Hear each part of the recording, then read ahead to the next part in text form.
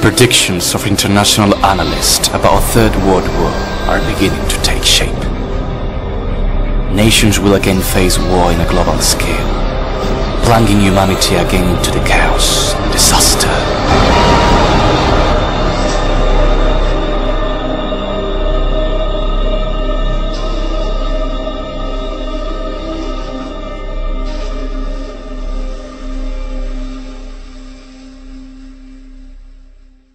Anyone who is engaged in monitoring what is happening every day will realize that we are faced with a critical and delicate situation.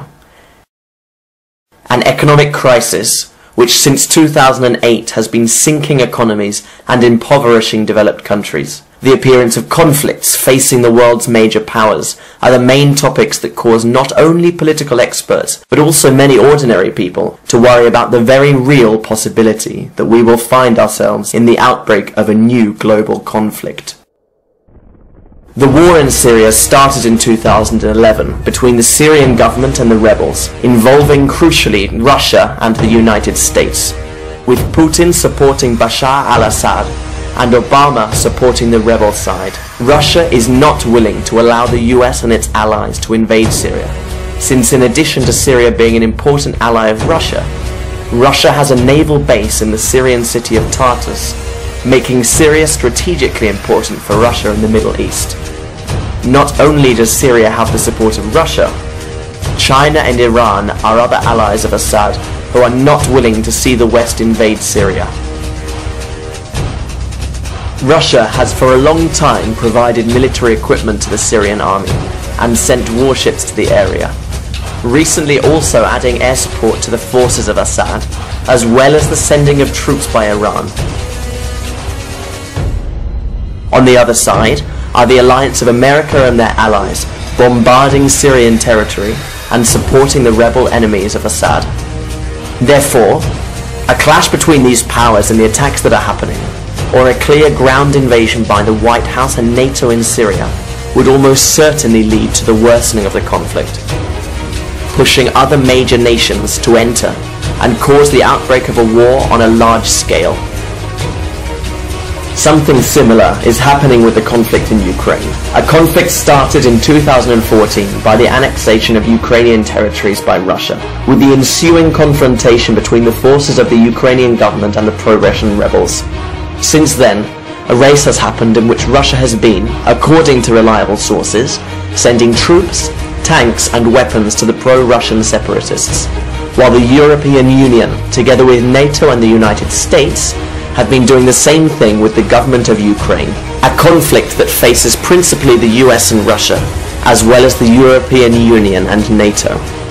Despite no direct conflict having yet occurred, from the year 2013, tensions have heightened between the two Koreas, even reaching the breaking of the Armistice of 1953, which had set in stone the non-aggression between the two countries. The North Korean regime of Kim Jong-un is carrying out several nuclear test detonations, not only as a show of force, but as a response to the economic sanctions that the UN has applied to this country, and the maneuvers of American and South Korean combat forces underway in waters close to North Korea.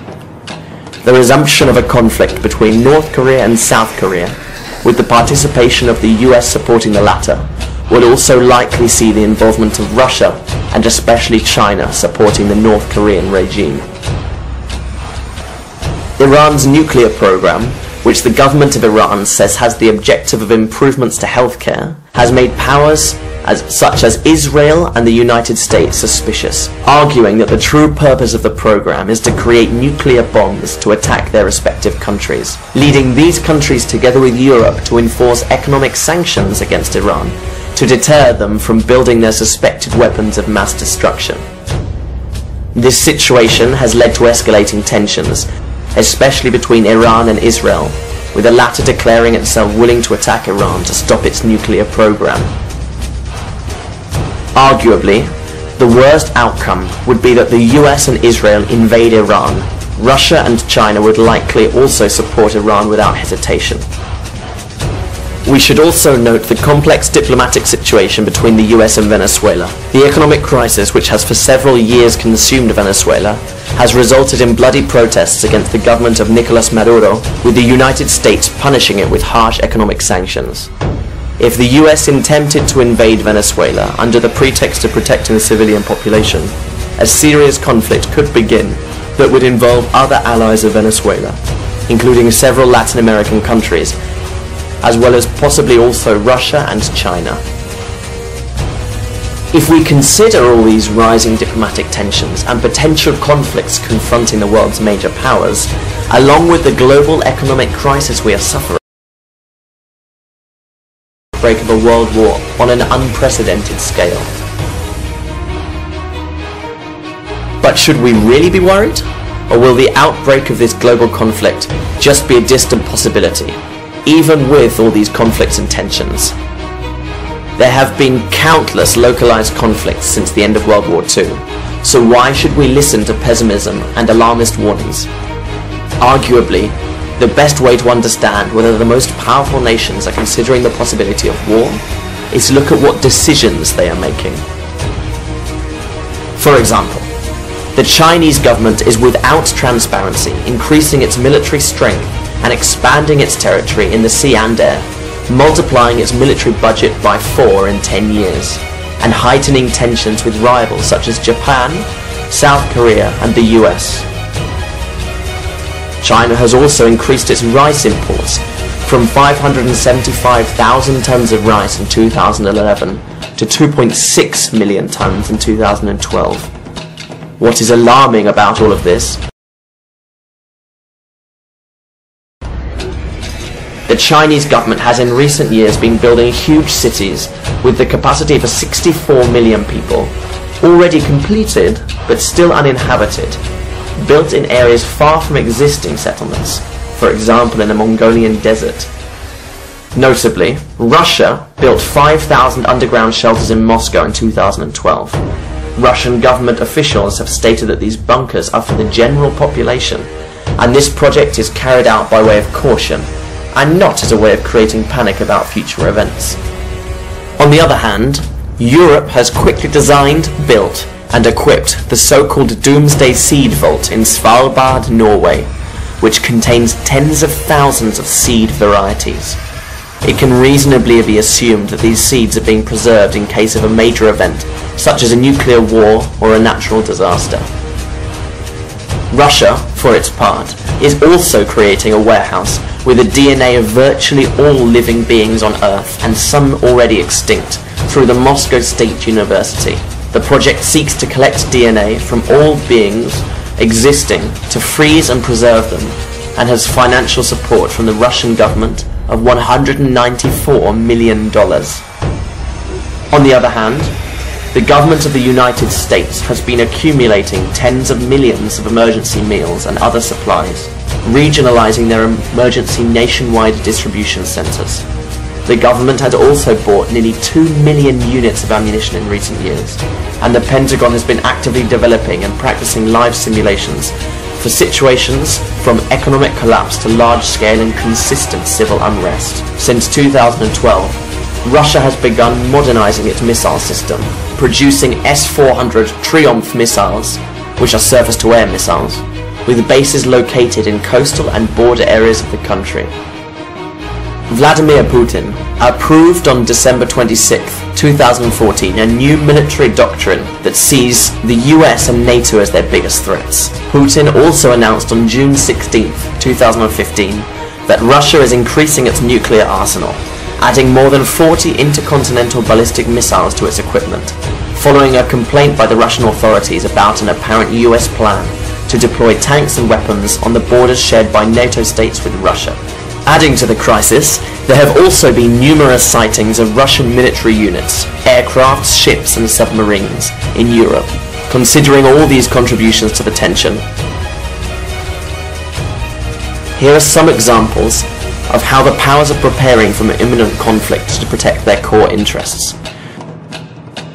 The US, facing the economic crisis that endangers its hegemony as the first economic power, and the advance of China to take its place, has prompted the Obama administration to undertake one of the old strategies of the USA: the invasion of countries in the Middle East to take over its natural resources, oil and gas.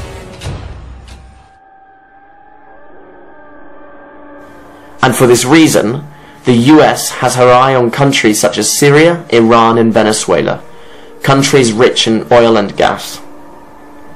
Venezuela has the world's largest reserve of oil and Iran the fourth largest. The United States is well aware that it needs these oil reserves to retain its position as first world power against the rise of China and Russia, countries, incidentally, which have important trade agreements with Syria, Iran and Venezuela. For their part, China and Russia want to dethrone the US through their economic strategies, making agreements with countries in their own currencies, circumventing the US dollar, and threatening American hegemony. Both Russia and China will defend their interests in Syria, Iran, Venezuela, and other countries where the US hopes to spread its tentacles. In this way, the sides in this new global conflict would be as follows. On one side, led by the USA, would be Israel, NATO, Japan, France, United Kingdom and South Korea. And on the other side, led by Russia, would be China, North Korea, Iran, Syria, Venezuela, Cuba, at least to begin with.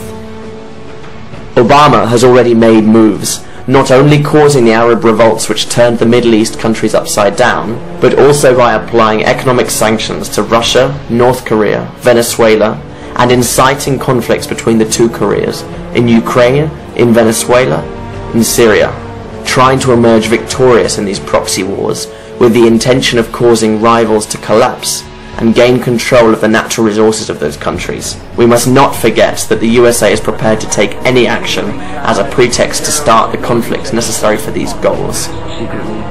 These dirty actions, perpetuated not only by the US but also by other powers, have been happening for a long time, with the elite creating a false pretext to convince the public of the need to carry out a further measure or decision which achieves their real goals. If we review the newspaper archives of our history, we can find many examples of self-directed or false flag attacks. For example, the burning of the Reichstag in Germany in the year 1933 by the Nazis, who blamed a communist Dutchman, and so had the pretext to end its communist opponents. Year 1898, the War of Independence in Cuba. The USA takes the decision to sink its own boat, the Maine, and blame it on the Spaniards, and so had the excuse to go to war. This was admitted in 1980 by the US government. Manila Incident, Russia, in the year 1939. At that time, the Soviet Union needed an excuse, a pretext to start their desired invasion of Finland. In this case, the government of the USSR decided to perpetuate a false flag attack, firing their cannons against its own people in the region of Manila, a region bordering Finland, later blaming the Finns and invading them. September the 11th, 2001, an attack which gave the Bush administration the prerogative to initiate the invasions of Afghanistan and Iraq under the pretext of eliminating terrorists. Like September the 11th, the attacks in Madrid in 2004 and London in 2005 are also attacks, or rather false flag attacks, with many uncertain facts, but they were satisfactory to continue convincing citizens of the need to stay in the Middle East, of the need to fight those terrorists, providing the pretext to gain access to the natural resources of those countries. Thus began the fight against terrorism. Against terrorists who, interestingly, were sponsored and financed by those same people now hunting them. So if you think if we walked away from this, didn't give them money today, it would be worse for us from a security standpoint? I do. We're building a relationship that just did not exist. I said in our last trip when you were with me that we had a huge trust deficit, in part because the United States had, to be fair, we had helped to create the problem we're now fighting. How? Because when the Soviet Union invaded Afghanistan, we had this brilliant idea that we were going to come to Pakistan and create a force of mujahideen, equip them with Stinger missiles and everything else to go after. The same story now governs ISIS, or Islamic State, the terrorist group formed from part of Al-Qaeda, comes mainly from the US and its Middle Eastern allies. The creation of the Islamic State has had the effect of increasing instability and the chaos already previously provoked by the West, with the fueling of the Arab revolts in 2011 in Tunisia, Libya, Syria, to topple the governments of those countries and gain access to their resources.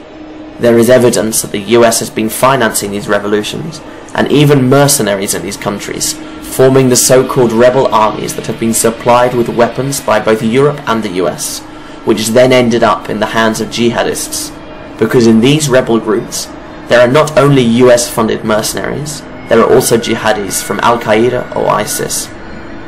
This close relationship between mercenaries and jihadists is the result of a company responsible for training and providing mercenaries to governments wishing to hire for their activities. A company who curiously calls itself ISIS, standing for Integrated Systems Improvement Services. It is a company that offers security, intelligence, technology and training to governments and private companies. This company is strategically positioned around the world, with a team of highly accredited management staff. After the emergence of ISIS and the consequent disclosure of this information that connects the company with a terrorist group, the company decided to change its name, called at present SIS, Special Intelligence Service, as a way to coincidence. Israeli Prime Minister Netanyahu has stated on several occasions that Iran has been financing terrorist groups, thus implicating Iran in a possible nuclear false flag attack in which Iran would have allegedly provided nuclear weapons to jihadists. Thus, the US and its allies would have the pretext to invade Iran.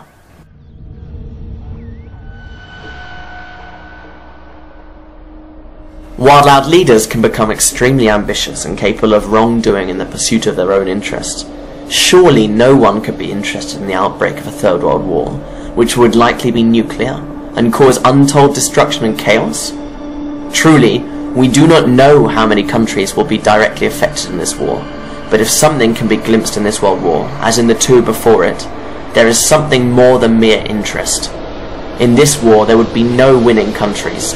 The only winners would be those who really pull the strings, those who are above the political class and that use others as puppets to achieve their goals. The economic and financial elite.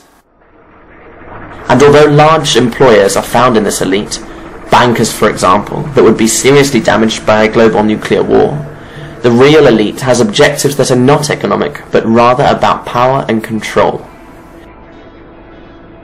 This elite, led mainly by multi-billion-dollar families such as the Rockefellers, Rothschilds and Morgans, which over time have been harvesting power, both economic and political, through their financial institutions and companies, have been and are the drivers of the world wars and dirty operations to expand their tentacles where they see fit.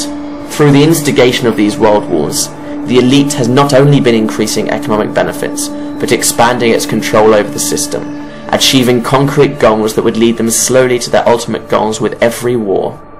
But what would be the goals of the elite in this new world war? Firstly, reduction of the population. Personalities such as David Rockefeller and Bill Gates have expressed concern about the number of human beings that inhabit the planet, and the need therefore to reduce the world's population. They say that we are already almost 8,000 million and growing, in a world of finite natural resources. Not only would reducing the global population reduce the pressure on finite resources, it would also allow them to exercise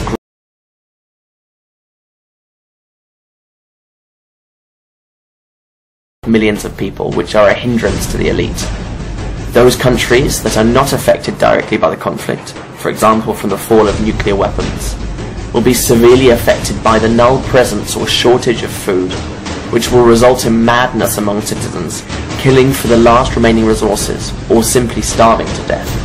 Secondly, end states and completely sink the global economy. One of the important goals with this world war is the destruction of states, which is necessary to sink economies, increasing employment to 100%, causing money to lose its value, and ferment panic and chaos in the citizenship, who would have to compete forcibly for the last food in the supermarkets to survive, creating serious unrest among every population. This will lead to a political power vacuum, and thus people will be left without political guidelines, without anyone to maintain order in each country, creating an international situation of lack of control, which will cause humanity to be more receptive to the introduction of a new world order. At this point, it is important to consider the mass migrations that are occurring in Europe by people affected by conflicts, particularly in Syria, which could lead to the collapse of the European states, and ultimately chaos and division. Thirdly, destruction of morals. This Third World War could also cause the collapse of morals, values, even hope, bringing him to despair and nihilism. In this way, the population will be more easily tempted by any form of order that can offer a return to hope and values.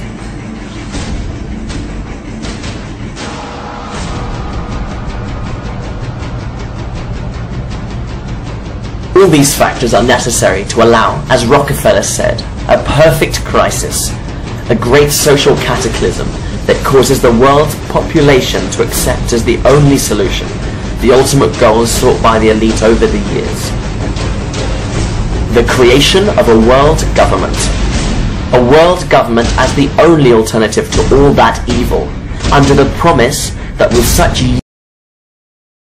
organizations under a single state, there will be no more wars or problems between human beings. While this may sound like something beautiful and for the benefit of all, behind it lies the macabre intention to bring humanity under total control, powerless except to serve this group of elites. But don't the elite control humanity already? Well, it certainly has achieved through capitalism a way of life to its benefit and a reach over almost all countries. However, they want absolute control over us, and to reduce much of the world's population, making that control easier and consistently more viable, and putting an end to the incessant rise of the population that could result in so much instability. The Third World War is also necessary, as an economic crisis alone is unlikely to result in the necessary uprising on an international level. Considering all this information about an impending World War III, what can we do? We should take a look at when faced with similarly serious moments. A revolution. Given the situation of international crisis in which we find ourselves, and the short time that we have left, the action that we must carry out is an international revolution, involving the taking of parliaments by the people in all possible countries, especially those with nuclear weapons, and force our politicians to ensure that all nuclear warhead and long-range missiles are destroyed immediately. We will need to convince the armies and state security bodies to join us, as we will need their help to direct us to the weapons. But the first thing that must be done before any forceful action is disseminate this information so that it can reach the maximum number of people possible, sharing this video through social networks and using those same networks to create a space for debate and decision-making at an international level. It is time, sisters and brothers, that we rise up against this elite, that we leave aside our stupid differences, our fears, our selfishness, that we strive to save humanity and future generations, that we finish with this criminal and murderous system that has tormented us and that distract us from what really matters. We have to spread this message and to carry out an international revolution to stop this Third World War. This video is an international call to the action.